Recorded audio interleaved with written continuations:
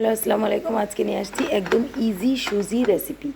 তো এখানে আমি এভাবে দেখেন কেটে নিয়েছি, কতটা সুন্দর লাগছে দেখতে এবং এটা খেতে অনেক সুস্বাদু হয়েছে।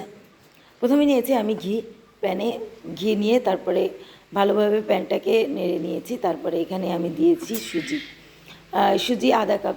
প্রথমে দিয়েছি এলাচি, দারচিনি, তারপরে ঘি দিয়ে সুজিটা আমি ভেজে নেব। আপনি ঘি কম বেশি করতে পারেন, আমি কিন্তু অল্প একটু ঘি দিয়েছি, তারপর পরে দিব আবার। দেখতে থাকেন, আবার লাস্টের দিকে দিব। তারপরে এখানে আমি 5 মিনিট মতো সুজিটা ভেজে নিয়েছি। তারপরে এখানে দুধ দিলাম। দুধ দিয়ে একটু ভালোভাবে নাড়াচাড়া করে দেখেন একটু নাড়াচাড়া করেছি। তারপরে দিয়ে দিব চিনি, একটু হালকা একটু সিদ্ধ হবে, তারপরে চিনি দিবেন। তারপরে চিনি দেওয়ার পরে আমি আরেকবার একটু দুধ দিয়ে দিয়েছি। দুধ দিয়ে ভালোভাবে এটাকে নেড়ে নেব। একদম দলা পেকে থাকবে না, যাতে কোনো লাম্পস টাম্পস না থাকে।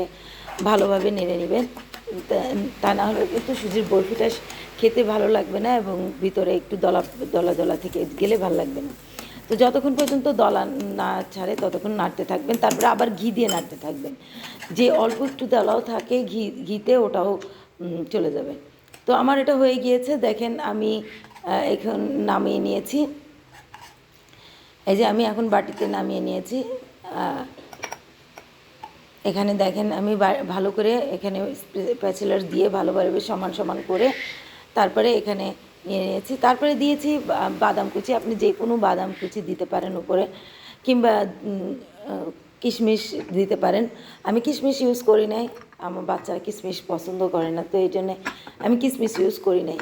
তো তারপরে এখানে দেখেন আমি 20 মিনিট পর এখানে দেখেন কত সুন্দর হয়েছে এটা দেখতে, কতটা লোভনীয় লাগছে। তারপরে এখানে দেখেন আমি সাজিয়ে তারপরে রুটির সাথে পরিবেশন করতে পারেন, এমনিও খেতে পারেন। তো আমি এখানে রুটির সাথে পরিবেশন করেছি।